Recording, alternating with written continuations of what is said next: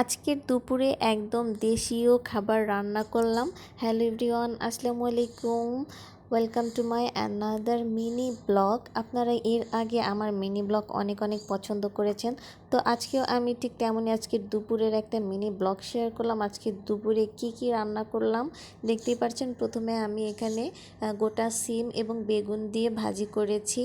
তারপর এখানে মূলোর শাকটা ভাজি করে নিচ্ছি, বেশি করে পেঁয়াজ রসুন মরিচ দিয়ে মূলোর শাকটা ভাজি করে নিচ্ছি। খুব বেশিক্ষণ ভাজবো না, তাহলে কিন্তু শাকের রঙটা চেঞ্জ হয়ে যাবে। আর শাকের রঙটা কিন্তু সবুজ থাকলেই শাক ভাজিটা যেমন দেখতে ভালো লাগে, তেমনি কিন্তু খেতেও বেশ মজা লাগে। আর ওই যে প্রথমে যে করেছি গোটা সিম ভাজিটা, এটা কিন্তু বেশ মজা। আর আমি এই গোটা সিম ভাজি হলে আমার আর কিছুই লাগে না। আপনারা কে কে গোটা সিম এইভাবে ভেজে খান? আর তারপরে এবার করব শুটকির শিরা। হ্যাঁ, এই শুটকির শিরাটা যেভাবে রান্না করছি একটু দেখে বুঝে নেবেন।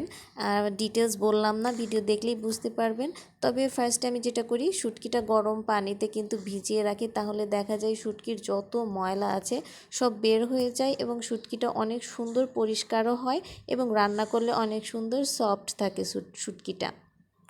কে কে এইভাবে শুটকি রান্না করেন? তো শুটকির শিরাটাতে কিন্তু একটু ঝালের পরিমাপটা বেশি দিতে হয়।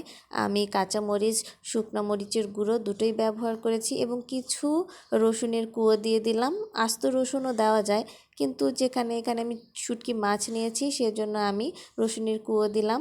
আর সাথে ছোট ছোট মূলার মাটি, মূলো কেটে দেওয়া, একটু সিম একটু বেগুন, এই সব সবজি দিয়ে আমি এই শুটকির শিরাটা তৈরি করছি। এই শুটকির শিরাটা তো আমাদের দুইজনেরই খুবই পছন্দ। কোন কোন অঞ্চলে এইভাবে শুটকি রান্না করবেন? আর এই শীতের দিনে কিন্তু মূলো দিয়ে শুটকি অনেক বেশ জমে